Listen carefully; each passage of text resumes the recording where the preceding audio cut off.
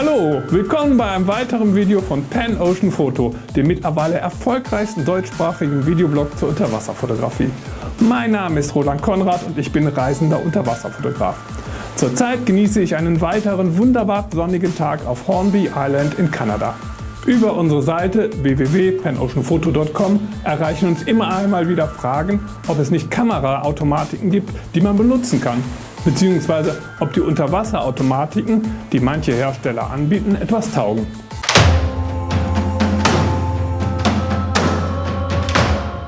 Ich gebe ja zu, das klingt zunächst einmal richtig verlockend. Und natürlich mache ich es mir auch am liebsten möglichst einfach. Doch leider sind die Ergebnisse, die solche Vollautomatiken bieten, meist mehr als ernüchternd. Und das gilt ganz unabhängig davon, ob du eine einfache oder eine teure Kamera benutzt. Deshalb möchte ich in diesem Video erklären, warum es sich in der Unterwasserfotografie lohnt, mit dem manuellen Belichtungsmodus zu arbeiten. Das hat nichts mit persönlichen Vorlieben oder traditionellen Arbeitsweisen zu tun, sondern mit knallharter Physik. Wir arbeiten im und mit dem optischen Medium Wasser. Und dort verhält sich Licht anders als in der Luft.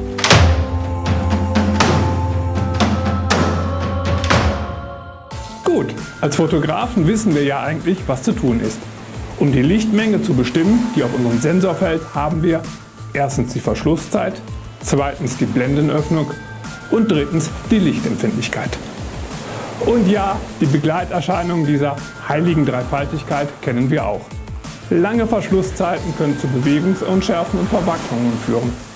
Eine weit geöffnete Blende verringert die Tiefenschärfe.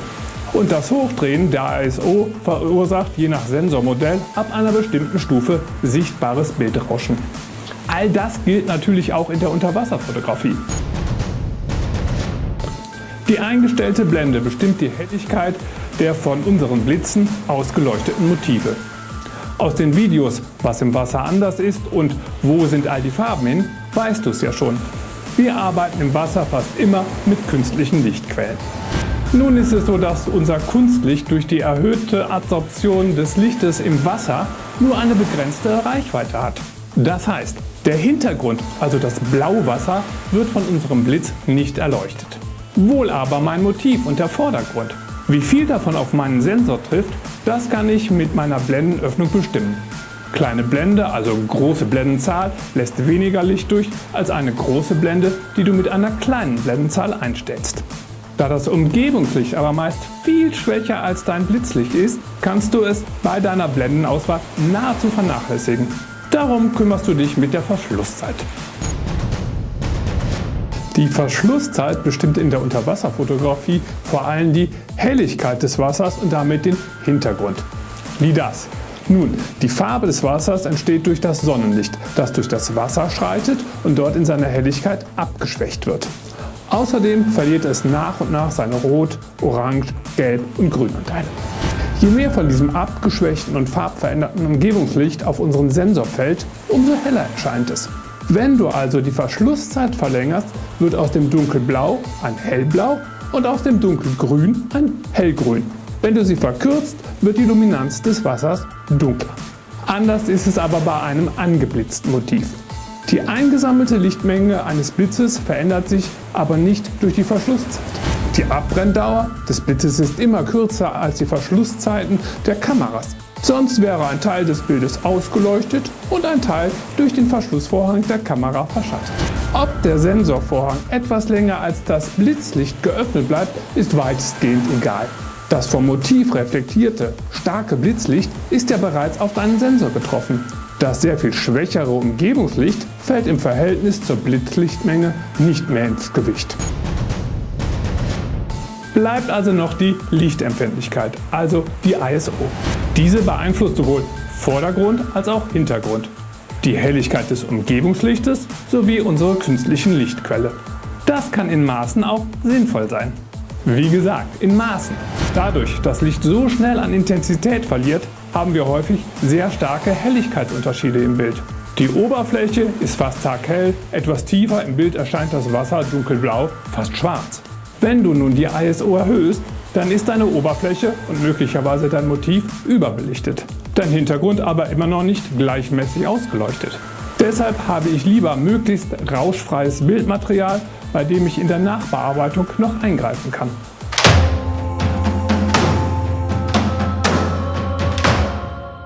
Es wird vielleicht jetzt verständlich, warum Unterwasserfotografen extrem kritisch sind, wenn es um die Benutzung von Belichtungsautomatiken und Kameras geht.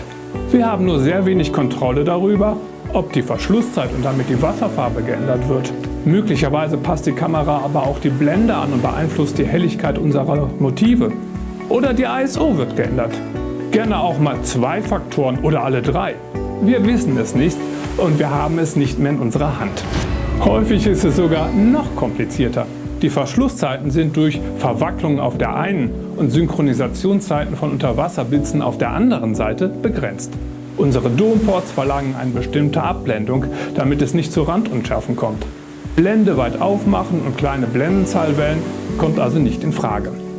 Und bei der ISO haben wir nur begrenzten Spielraum, da wir in der Bildnachbearbeitung sehr viel stärker an bestimmten Einstellungen arbeiten müssen als zum Beispiel Studiofotografen. Leider hat das aber noch niemand der Belichtungsautomatik unserer Kamera gesagt. 2 Ausnahmen gibt es aber: die Makrofotografie und die Unterwasserfotografie nah an der Oberfläche. Bei der Makrofotografie befindet sich nur sehr wenig Wasser zwischen künstlicher Lichtquelle, Motiv und Sensor. Absorption und Extinktion fallen kaum ins Gewicht. An der Oberfläche ist das normale Tageslicht weder in seiner Färbung noch in seiner Intensität stark beeinflusst. Zu beiden Bereichen findest du aber noch mehr Informationen in den entsprechenden Workshops auf www.penoceanphoto.com. Wenn du also unter Wasser fotografieren möchtest, brauchst du die Bereitschaft, im manuellen Modus zu arbeiten. Nur keine Scheu, das ist viel einfacher, als manche befürchten. Und nach ein bisschen Ausprobieren wirst du deine Unterwasserfotografie erheblich verbessern können. In unseren Video-Workshops zu den verschiedensten Themenbereichen der Unterwasserfotografie findest du auch jeweils die notwendigen Belichtungsstrategien, mit denen du in der Praxis arbeiten kannst. Gehe dazu einfach auf unsere Homepage www.penoceanphoto.com oder abonniere unseren YouTube-Kanal.